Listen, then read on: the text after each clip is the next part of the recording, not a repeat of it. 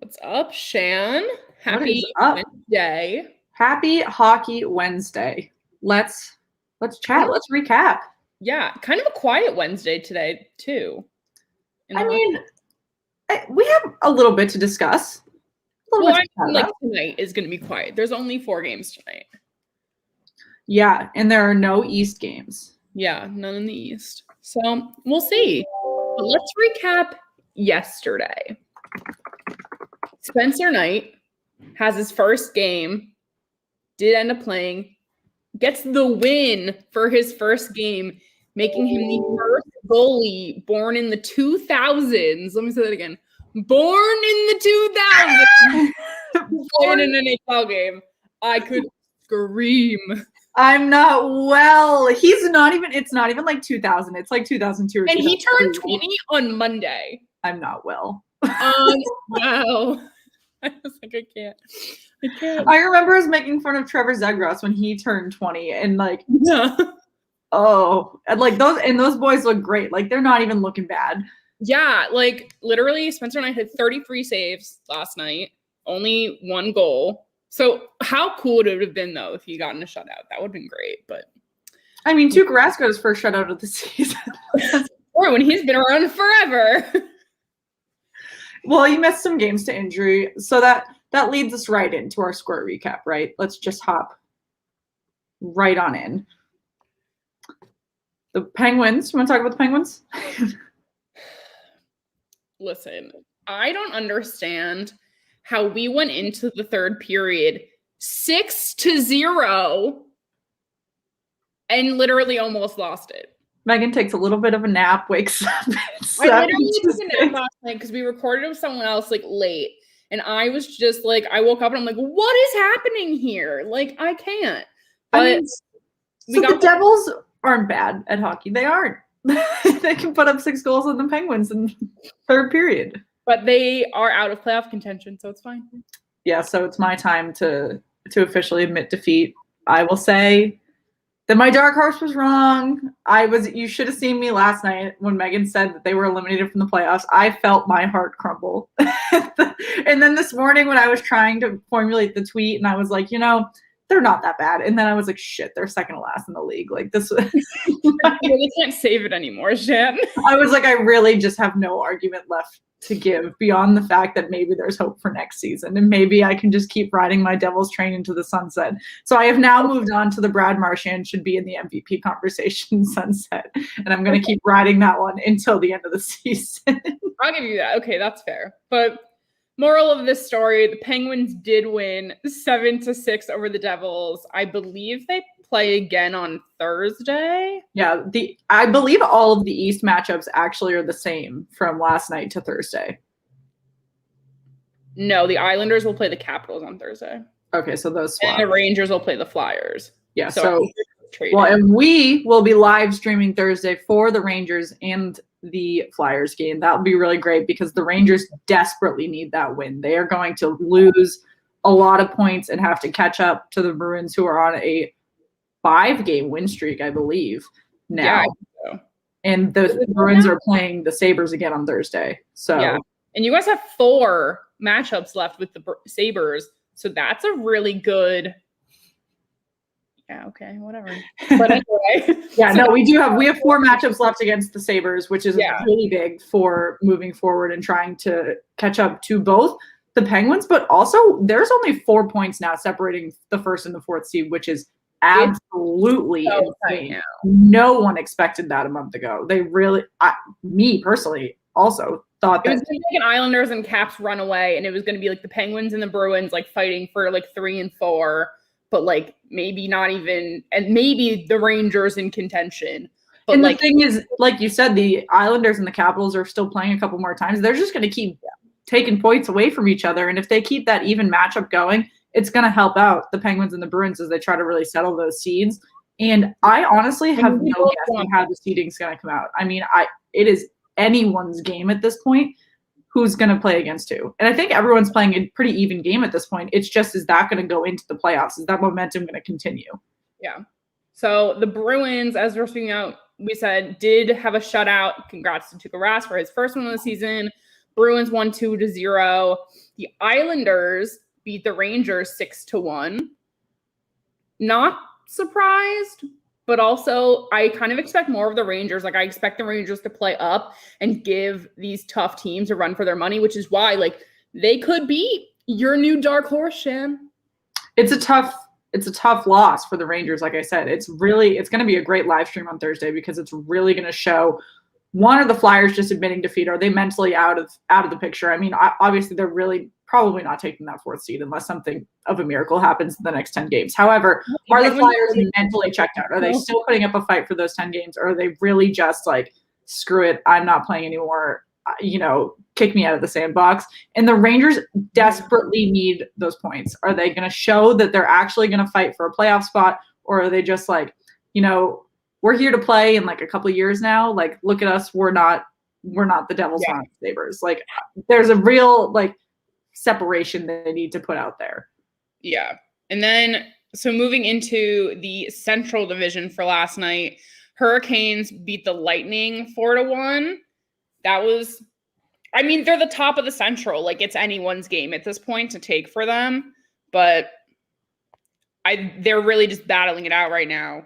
They're tied in the top of the Central, the Panthers and the Hurricanes.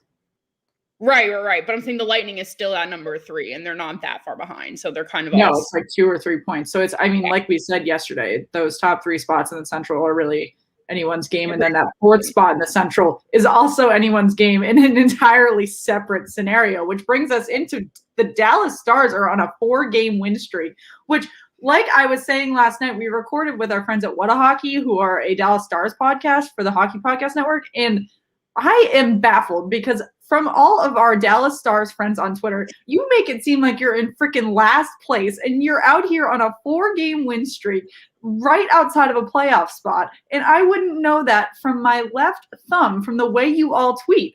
Like, are you kidding me right now? No clue. I know.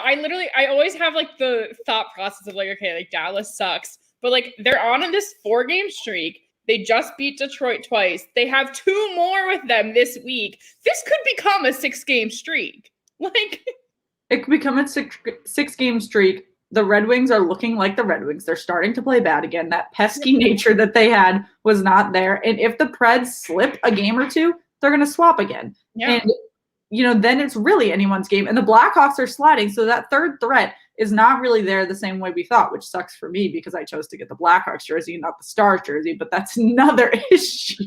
Yeah. I mean, I would love to see the Stars get their act together from the beginning of the season. They started 3 weeks late after everybody else, so their schedule has been condensed like none other for the entire season. I would love to see them get their act together. I mean, although the Preds getting their shit together from the bottom of the division was, a nice comeback story, I have a soft spot for the Stars. I'd like to see it. I mean, we'll see. But this 4-game streak is a surprise to us all who follow What a Hockey on Twitter, let me tell you. Literally anyone who follows anything having to do with like the Stars is just like shocking. They're very like, we're dying. Like the ceiling is done. I can't. But staying in Central, we go to the next team. We already talked about Panthers beat the Blue Jackets 5-1. Again, congratulations to Spencer Knight for his first win. Crazy. We'll see what happens with this kid. Like, well, Bobrovsky was a healthy scratch, so they're rolling with him. They're comfortable with how he's playing. I mean, he only played 1 game, but obviously he only signed 3 weeks ago. For them to be comfortable to start him on a back-to-back that quickly, it's not like the Bruins had with the Halak situation where he had COVID-19 and they literally had to go to the 4th seed. Like, they obviously are comfortable with his development to a point that they don't think they need to put him down on the taxi squad like Trevor Zegras and keep going back and forth for development purposes, or Pierre-Olivier Joseph, who they sent down literally just to make sure that he wasn't overworked at the top level. I think this is a really good sign for Spencer Knight, as long as it doesn't become a Carter Hart situation where they put him in too quickly. And then, on a deep playoff run, he's mentally overworked, he's mentally burnt out, and doesn't necessarily understand what the hell is going on. So, I mean, I am really hopeful for him. I'm excited for him, but I hope that it goes the right way and not the wrong way. Yeah, totally. Moving down, we already said the Stars beat the Red Wings 5-2. Moving into the North for a second, the Canucks beat the Maple Leafs. Like, that's Braden Holtby, man. Holtby, like, coming in. Like, this is just classic Maple Leafs, man. They start to get into crunch time, and what do? Start shitting the bed. Maple Leafs are notorious. As soon as you get into something with a little bit of pressure, they're like, oh, like, important games? I have to win them?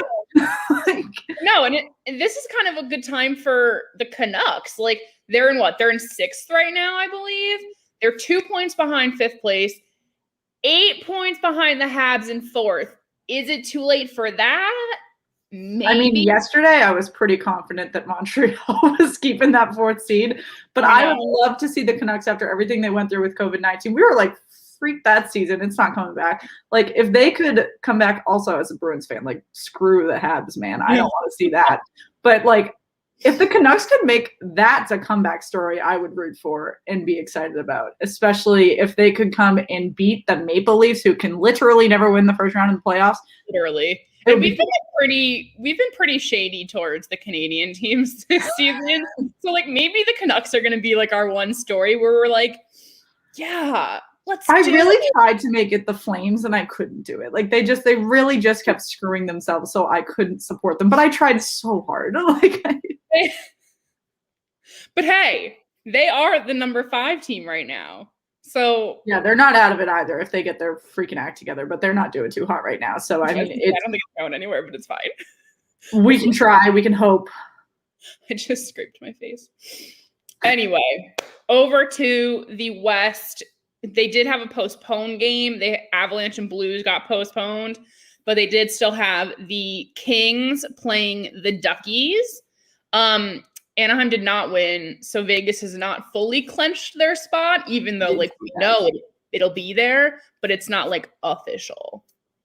Yes, I did see that Vegas was not able to clinch their spot, which means that no one has actually clinched a playoff spot yet. We have the Sabres we have the Sabres and the Devils eliminated, but no one has actually clinched a playoff spot yet, which I find really interesting considering the disparity between the top and bottom teams right now. And I think the Ducks' days are numbered. I give it probably another day or so, but it really says a lot about how competitive the top teams are and how close they're keeping it, that no one's been able to clinch. And I also think it really says a lot about what this division setup is. Obviously, games are a 4-point swing now between these 8 teams. And so it's really hard. You know, like we said, the Canucks aren't even out of this. And they're 5 or something points back from the 4th seed? Like, they're 8 points back, yeah. 8 points back. But technically, mathematically, looking at how they're playing in the 10 games left, that doesn't matter. It's not counted out. Like, I mean, it's interesting. It's really interesting. And I think it says a lot about the competitiveness. Like I said, I mean, it's going to be a little sad when we go back to the regular division setup and every game's only a 2 point swing. Yeah, like, make it matter. Make games matter again. Wow, I hate myself for just saying that. But now, gross. Now that we've talked about last night, let's do a little look ahead to see what we have coming up tonight. We said before, no one is playing in the East tonight. So East is off, but we have a lot of matchups on Thursday. We will be here live with you. Live streaming Thursday.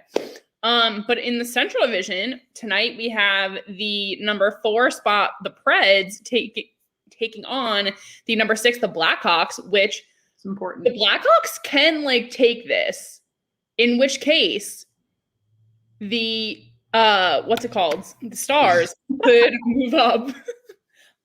No, I mean, yeah, it's the same story in 3 of the 4 divisions, that 4th seed is between 3 teams right now, reasonably. I think the only one that the East and the North are becoming pretty comparable at this point, where it's an 8-point swing, so it's getting pretty out of reach. But from for, like, 4th is just a joke. Like, it's really 1, 2, 3. Like, their 4th could be right. So between the West and the Central, though, it's a pretty close 3-team race at this point. And what's going to be frustrating for a lot of fans is once you get to that end result and seeing who makes the slot, it's going to be, you know, was it luck of the draw, or was it really, did that team deserve to get there? You know, the same way that we've been talking about with the NWHL, like we were saying with What a Hockey last night, they were saying the Allen Americans have only played, or they've played 30 games, but other teams that are ranked in different comparable levels have only played 16, just the way that the seeding is going with COVID-19. So, I mean, not to knock how the league is doing the playoffs. I will do that later when I'm watching. However, I will save that for later, but it'll be interesting to see how fans react when the seeding is actually done based upon how the schedules were, how the league handled all of that. So, yeah. So that's the Central Division tonight, Preds, Blackhawks. In the West, we have Vegas taking on the Sharks.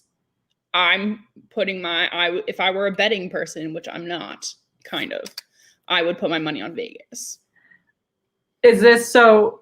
Can Vegas clinch if they win, or do they really need the Ducks to lose? I think they need no. They need the Ducks to win. Interesting. Okay. Because I don't know if it was specifically about last night. Yeah, it might have specifically about them beating the Kings. Okay. We'll see. I'm sure it'll all come back around on Thursday during our live stream. So then we've got the Wild and the Coyotes, which is a very close game because the Coyotes, once again, are fighting to keep that 4th spot. And the Wild are sitting comfortably in 3rd. So the Coyotes' 4th seed is theirs to lose, as we've been saying. And the Blues and the Sharks actually are right on their tails. The Sharks are not out of it. So if the Sharks can pull out that shocking win against Vegas, that point deficit is going to really be tough. Vegas will still be absolutely fine. But it'll really screw over the Coyotes, particularly if the Wild win. They're just gonna throw a bone to the lessers to take their, because whoever, as it looks right now, whoever is that 4th seed would take on Vegas. I mean, much can change, but yeah, Vegas and the Colorado Avalanche are really dancing around that first seed to see who's going to get it. It changes pretty much every day. And I think they're both playing at a very comparable level. So I think that'll be an incredible matchup, assuming that they both get past the first round. And it'll be one of those situations that we've talked about in a variety of situations where 2 teams are definitely 2 of the most competitive in the league, and one of them is only going to make it out into the Final 4. And so it obviously happens in the general division standings as well when, the Atlantic Division is more competitive than the Metropolitan or X, Y, or Z, and only one of them is making it out. And so then, what happens to the team that's, just not as good, and they're having to play whoever comes out of the Central that is not as competitive as the East or the West or whatever it may be. Someone had asked, the Ducks don't play again until Saturday, which is true. They play Vegas at 9 p.m. Eastern. Interesting. Okay. Why? I don't know why it matters, but it was asked. So I have confirmed. But scooting into the North for our final matchup of tonight, we have the Habs and the Oilers.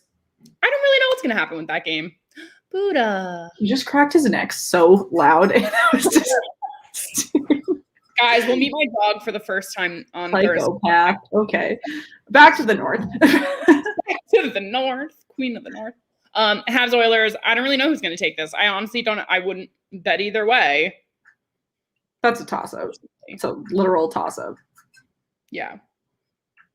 I mean, granted, Oilers are looking a little more. If you're going off of points, Oilers would be your choice, but the Canadians aren't doing that hot these days. So I mean, but the Oilers are always streaky. But the Oilers are such like a free-for-all. Like, they have nights where they're like throwing hat tricks around, like killing the game. But then it's just like, who are you? Like, they're not the same team night to night. So you can't like guarantee that they're going to show up. They're not. So, well, that's what's happening tonight. We're looking forward to it, even though there are no East games. There are still some big matchups that are going to decide some seeding. And like we said, seeding is completely up in the air right now. There are, I keep saying around 10 games, and then I look, and there are so many teams that have games in hand, which is really going to make a difference in these last few weeks. Yeah. So the season ends on May 11th, but that is when some seasons end for some teams. A lot of them, the original date was May 8th, so it's going to fluctuate throughout that weekend. So we'll see.